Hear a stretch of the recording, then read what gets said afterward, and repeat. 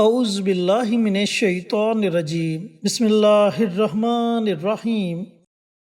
اللہم صلی علی محمد وعلی آل محمد کما صلیت علی ابراہیم وعلی آل ابراہیم انک حمید مجید اللہم بارک علی محمد وعلی آل محمد کما بارکت علی ابراہیم وعلی آل ابراہیم انک حمید مجید۔ آصف اسلامک ٹی وی کے پیارے دوستو، السلام علیکم ورحمۃ اللہ وبرکاتہ۔ میرے دوستو، میرے بھائیوں، میری بہنوں، سورۃ فاتحہ کی فضیلت کے بارے میں کون نہیں جانتا۔ سورۃ فاتحہ 7 آیات پر مشتمل ہے، جن میں سے پہلی 3 آیات میں اور آخری 3 آیات میں انسان کی طرف سے دعا کی درخواست ہے، جو رب العزت نے اپنی رحمت سے خود ہی انسان کو سکھایا ہے، اور درمیانی ایک آیت میں دونوں چیزیں مشترک ہیں، کچھ حمد و ثنا کا پہلو ہے اور کچھ دعا کی درخواست کا پہلو ہے۔ حضرت ابو ہریرہ رضی اللہ تعالی عنہ سے روایت ہے کہ نبی کریم صلی اللہ علیہ وآلہ وسلم نے فرمایا کہ حق تعالیٰ نے فرمایا ہے کہ نماز یعنی سورۃ فاتحہ میرے اور بندے کے درمیان 2 حصوں میں تقسیم کی گئی ہے، نصف حصہ میرے لیے ہے اور نصف میرے بندے کے لیے ہے، اور جو کچھ میرا بندہ مانگتا ہے وہ اس کو دیا جائے گا۔ پھر نبی کریم صلی اللہ علیہ وآلہ وسلم نے فرمایا کہ جب بندہ کہتا ہے الحمدللہ رب العالمین، تو اللہ رب العزت فرماتا ہے کہ میرے بندے نے میری حمد بیان کی،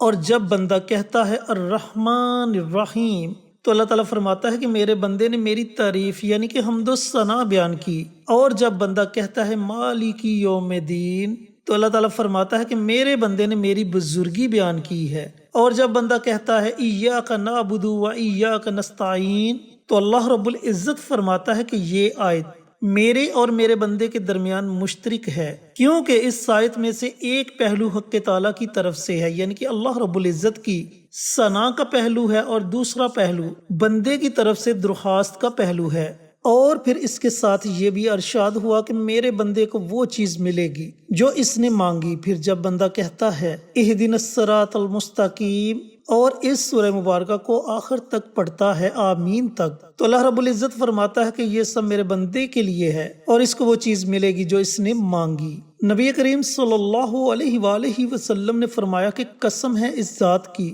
جس کے قبضہ قدرت میں میری جان ہے، کہ سورۃ فاتحہ کی نظیر نہ توریت میں نازل ہوئی، نہ انجیل اور زبور میں، اور نہ خود قرآن کریم میں کوئی دوسری سورت اس کی مثل ہے۔ اور پھر آپ صلی اللہ علیہ وآلہ وسلم نے فرمایا کہ سورۃ فاتحہ ہر بیماری کی شفا ہے، یعنی کہ اللہ رب العزت نے اس صورت میں ہر بیماری کے لیے شفا رکھ دی۔ تو دوستو، بھائیوں اور بہنوں، آج میں آپ کے ساتھ سورۃ فاتحہ کا جو وظیفہ شیئر کروں گا، اس عمل کی برکت سے اللہ رب العزت آپ کو ہر طرح کی بیماری سے شفا عطا فرمائے گا۔ چینل پر نئے آنے والے تمام دوستوں سے گزارش ہے کہ چینل کو سبسکرائب کر کے ساتھ گھنٹی کے بٹن کو دبا کر آل نوٹیفیکیشن پر کلک کر دیں، تاکہ میری ہر نئی آنے والی ویڈیوز کی اپڈیٹ آپ تک بر وقت پہنچتی رہے۔ جزاک اللہ۔ تو دوستو، بھائیوں اور بہنوں، اس سورہ مبارکہ کا یہ عمل، یہ وظیفہ آپ نے پڑھنا کیسے ہے؟ پڑھنے کا طریقہ کار اچھی طرح سن لیں اور سمجھ لیں، جیسا کہ آپ کو پہلے بتا چکا ہوں کہ یہ عمل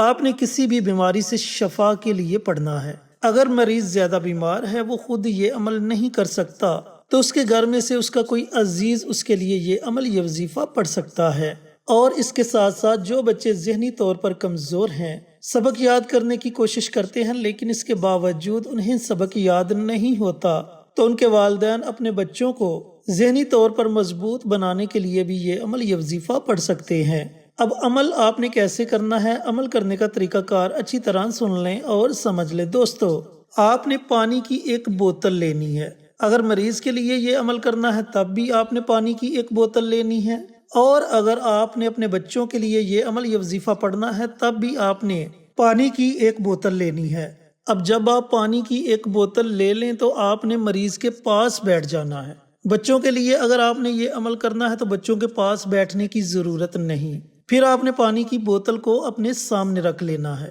اس عمل کو، اس وظیفے کو آپ نے صبح کے وقت طلوع آفتاب سے پہلے پڑھنا ہے، یعنی کہ سورج نکلنے سے پہلے پہلے آپ نے یہ عمل یہ وظیفہ پڑھ لینا ہے۔ اب پانی کی ایک بوتل جب آپ لے لیں اور مریض کے پاس بیٹھ جائیں تو سب سے پہلے آپ نے پیارے آقا سرور کائنات حضرت محمد مصطفیٰ صلی اللہ علیہ وآلہ وسلم کی ذات اقدس پر درود و سلام کا نذرانہ پیش کرنا ہے۔ درود پاک آپ اپنی مرضی سے پڑھ سکتے ہیں، 1 مرتبہ پڑھیں یا 3 مرتبہ پڑھیں، یا اس سے زائد مرتبہ پڑھنا چاہیں تو اس سے زائد مرتبہ بھی آپ درود پاک کو پڑھ سکتے ہیں۔ اب جب آپ درود پاک پڑھ لیں تو درود پاک پڑھنے کے بعد آپ نے صرف 21 مرتبہ 21 ٹائمز سورت فاتحہ کا ورد کرنا ہے، یعنی کہ سورت فاتحہ کی آپ نے تلاوت کرنی ہے۔ اس کے شروع میں ہی بسم اللہ پڑھنی ہے، اس کے بعد آپ بنا بسم اللہ کے سورت فاتحہ کی تلاوت کر سکتے ہیں۔ جب آپ 21 مرتبہ سورت فاتحہ کو پڑھ لیں تو پھر آپ نے 100 مرتبہ اللہ رب العزت کا یہ صفاتی نام ہے یا سلام، اس نام کو آپ نے 100 مرتبہ پڑھنا ہے۔ جب آپ یہ دونوں عمل پڑھ لیں تو آخر میں آپ نے پھر نبی کریم صلی اللہ علیہ وآلہ وسلم کی ذات اقدس پر درود و سلام کا نذرانہ پیش کرنا ہے، اور جو پانی کی بوتل آپ نے اپنے پاس رکھی ہوگی پانی کی اس بوتل پر آپ نے دم کر دینا ہے، اور اس کے ساتھ ساتھ مریض پر بھی آپ نے دم کر دینا ہے۔ پھر جب بھی مریض کو پیاس لگے تو پینے کے لیے آپ نے اسی پانی کو دینا ہے۔ اور اسی طریقے سے اگر آپ نے اپنے بچوں کے لیے یہ عمل یہ وظیفہ پڑھا ہے تو بچوں کو جب بھی آپ پینے کے لیے پانی دیں تو اسی پانی میں سے آپ نے بچوں کو پینے کے لیے پانی دینا ہے۔ اگر اس میں پانی کم ہو جائے تو اس میں اور پانی ملا لیں، یعنی کہ جب تھوڑا سا پانی رہ جائے تو اس میں آپ مزید اور پانی ملا لیں۔ پھر دوسرے دن بھی اسی طریقہ کار سے طلوع آفتاب سے پہلے پہلے اسی بوتل کو آپ نے اپنے سامنے رکھنا ہے اور مریض کے پاس بیٹھ جانا ہے۔ اسی طریقہ کار سے اول آخر درود پاک اور درمیان میں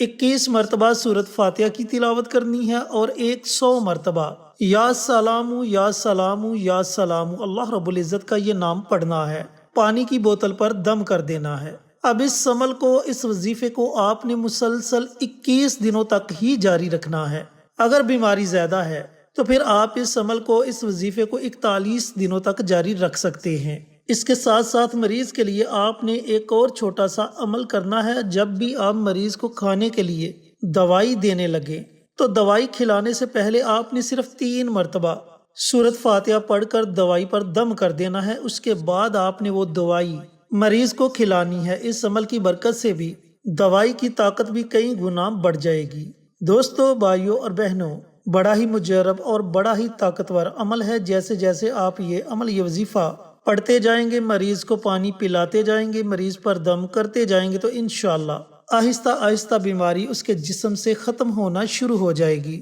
اور ایک دن ایسا آئے گا کہ بیماری مکمل طور پر جسم کے ریشے ریشے سے ختم ہو جائے گی۔ اور اسی طرح اگر آپ نے اپنے بچوں کے لیے یہ عمل یہ وظیفہ پڑھنا ہے تو انشاءاللہ جیسے جیسے آپ یہ عمل کرتے جائیں گے بچے ذہنی طور پر مضبوط ہوتے جائیں گے۔ اللہ رب العزت سے دعا گو ہوں کہ اللہ پاک میرے ان بھائیوں کو ان بہنوں کو یہ عمل یہ وظیفہ پڑھنے کی توفیق عطا فرمائے جنہیں اس وظیفے کی ضرورت ہے، اور صدقہ جاریہ سمجھ کر دوسروں کے ساتھ شیئر کرنے کی توفیق عطا فرمائے تاکہ آپ کے ساتھ ساتھ دوسرے لوگوں کا بھی فائدہ ہو سکے۔ انشاءاللہ پھر کسی نئی ویڈیو کے ساتھ اچھے وظائف کے ساتھ آپ کی خدمت میں حاضر ہوں گے۔ تب تک کے لیے اجازت دیں۔ السلام علیکم ورحمۃ اللہ وبرکاتہ۔